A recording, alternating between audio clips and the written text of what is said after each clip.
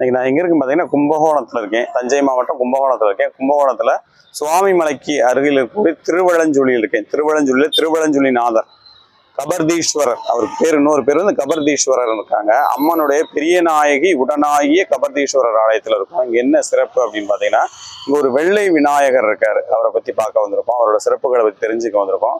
உலகத்திலே எங்கும் பார்க்க முடியாத வெள்ளை விநாயகர் இந்த சிவபெருமான் ஆலயத்தில், இங்கே அவருடைய அப்பா சிவனுடைய ஆலயத்தில் வீற்றிருக்கார்.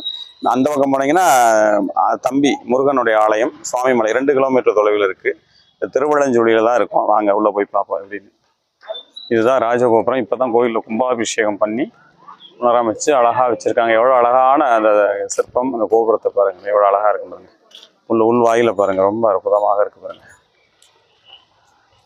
திருவலஞ்சுழிநாதர் ஆலயத்துக்கு தான் வந்திருக்கோம். திருச்சுழி நம்ம ஏற்கனவே வீடியோ போட்டிருக்கேன். இப்போ திருவலஞ்சுழி வீடியோ போட்டு பாருங்க.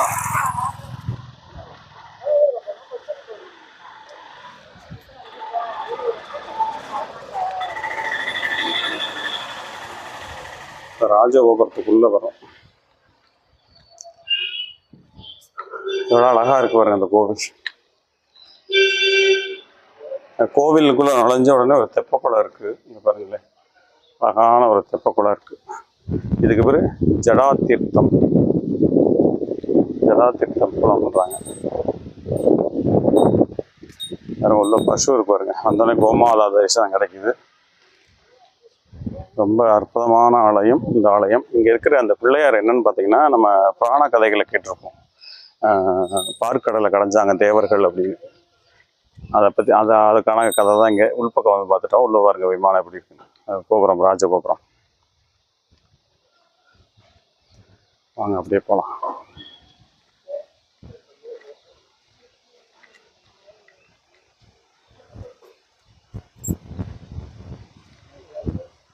இங்கே இருக்க அந்த பிள்ளையார் வந்து வெள்ளை விநாயகர்ன்றாங்க. என்னன்னு பார்த்தீங்கன்னா, பார்க்கடலை கடைஞ்சு அந்த கடைஞ்ச அமிர்தம் வந்து மிச்சம் இருக்கும்போது அந்த அமிர்தத்தில் உருவாக்கப்பட்ட பிள்ளையார் தான் இந்த பிள்ளையார்ன்றாங்க. உள்ள பாருங்க, தெப்பத்துக்குள்ள சுவாமி இருக்கார் பாருங்க. ரொம்ப அழகாக இருக்கார். விநாயகர் வந்து உள்ள தெப்பத்தில் அப்படியே வளம் வந்துக்கிட்டு இருக்கார்.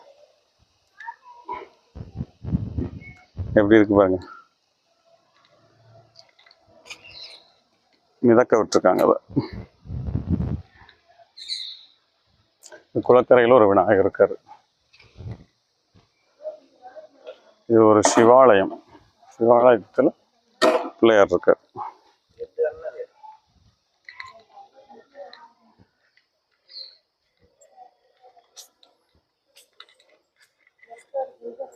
உள்ள வீடியோ எடுக்க அனுமதி இல்லைன்னு நினைக்கிறேன். வெளியில இருந்தால் எடுக்க முடியும். வெளியிலேருந்தே போகிறோம். அந்த பார்க்கடலை கடைஞ்சப்போ கிடைச்ச பொருட்கள் பார்த்திங்கன்னா, சங்கு, அந்த மகாமேரி சக்கரம், கற்பக விருட்சம், இந்த மாதிரி கிடைச்ச பொருட்கள் தான். அந்த பொருட்கள் கிடைச்சது போக மிச்சம் இருக்கக்கூடிய அந்த அமிர்தம் சொல்லுவாங்க இல்லையா, அது கிடைச்சதான அமிர்தத்தை எடுத்தாங்க. அந்த அமிர்தத்தில் மிச்சம் இருக்கிற பகுதியில் தான் இந்த விநாயகரை செஞ்சு இந்திரன் தங்க பெட்டியில் வச்சு தேவலோகத்தில் கொண்டு வந்து இங்கே பிரதிஷ்டை பண்ணதான் சொல்கிறாங்க. இதுக்கு நேரம் தான் விநாயகருடைய சன்னதி இருக்குது. இரட்டை விநாயகர் இருக்கார் பாருங்க அந்த பக்கம்.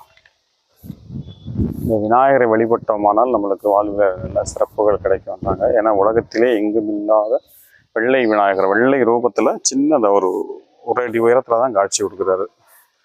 ரொம்ப அற்புதமான ஆலயம். மேலே பாருங்க எப்படி காட்சி கொடுக்குறாங்க பாருங்களேன். அங்கே மேலே சுதை சிற்பத்தில் பாருங்க, விநாயகர் வந்து சித்தி புத்தி என்று சொல்லக்கூடிய 2 தேவியரோட இருக்காரு பாருங்களேன். இது 2வது பிரகாரம். இப்போ நம்ம உள்ளே போகிறோம். உள்ளே பார்த்தீங்கன்னா சிற்பக்கலை மிகுந்த தூண்கள் நிறைய இருக்கு. இதான் உள்பகுதி. இதுதான் வெள்ளை விநாயகர் சன்னதி பாருங்க.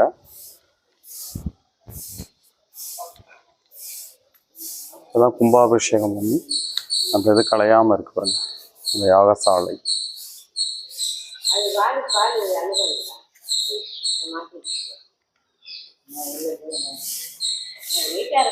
இதான் விநாயகர் சன்னதி.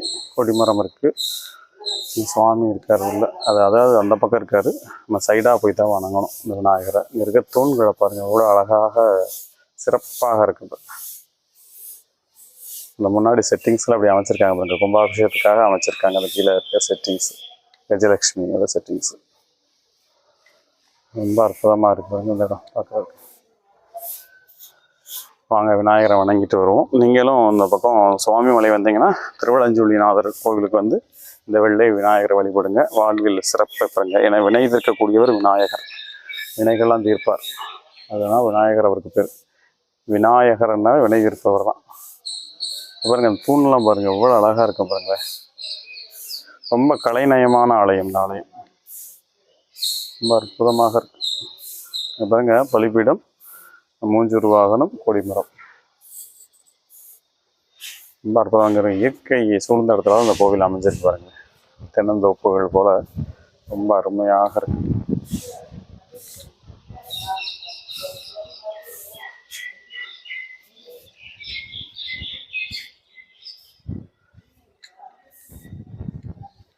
அந்த பறவைகளோட சத்தத்தை பாருங்க. இந்த மண்டபத்தை பாருங்க எவ்வளோ அழகா இருக்கு பாருங்க. மண்டபம் எவ்வளோ தூண்கள் வச்சிருக்காங்க பார்த்தீங்களா, ரொம்ப அற்புதமாக இருக்குது. அங்கே போகிறதா வலஞ்சொலிநாதர் ஆலயத்துக்கு போகிற வழி. ரொம்ப அற்புதமாக இருக்கு பாருங்க. கும்பாபிஷேகம் பண்ணோடனே பார்க்குறதுக்கு புது பொலிவோடு இருக்குது. விநாயகருடைய அந்த விமானம் தெரியுது பார்த்தீங்களா, அதான் விநாயகருடைய விமானம். அதுக்குள்ளே தான் வெள்ளை விநாயகர் வீற்றிருக்கார். எத்தனை வரக்கூடிய மக்களுக்கு அத்தனை பேருக்கும் வினைகளை தீர்க்கக்கூடிய விநாயகர் வீற்றிருக்கார். இந்த சிற்ப கலை எவ்வளோ அழகாக இருக்குது பார்த்தீங்களா. கும்பகோணம் என்றாலே கோயில் மாநகர் தான். இங்கே ரொம்ப அற்புதமான ஆலயம். கண்டிப்பாக நீங்கள் சுவாமிமலை வந்தீங்கன்னா கண்டிப்பாக வந்து இந்த வெள்ளை விநாயகர் வழிபடுங்க. உங்கள் வாழ்க்கையில் வினைகளை தீர்த்து உங்களுடைய வாழ்க்கையில் அருளை பொங்க செய்வார் இந்த விநாயகர். ஏன்னா இந்த விநாயகருக்கு என்ன சிறப்பு அப்படின்னா இந்திரனால் பிரதிஷ்டை பண்ணப்பட்ட விநாயகர். நம்ம இன்றைக்கி நிறைய பிள்ளையார் கோயில் கட்டியிருப்போம், எல்லாம் மயர்கள் பிரதிஷ்டை பண்ணி கும்பாபிஷேகம் பண்ணுவோம். அன்றைக்கி வந்து இந்திரன் தேவலோகத்திலேருந்து அமிர்தத்தில் செய்து மிச்சம் அமிர்தம் கடைஞ்சதில் மிச்சத்தில் இருக்கக்கூடிய அந்த நுரையில் செஞ்சு கொண்டு வந்த விநாயகர் தான். கண்டிப்பாக நீங்கள் வந்து வழிபடுங்க. உங்கள் வாழ்வில் விநாயகர் எல்லா வளங்களையும் தருவார் என்று சொல்லி நம்பிக்கையோடு வீடியோ முடிய. நன்றி, வணக்கம்.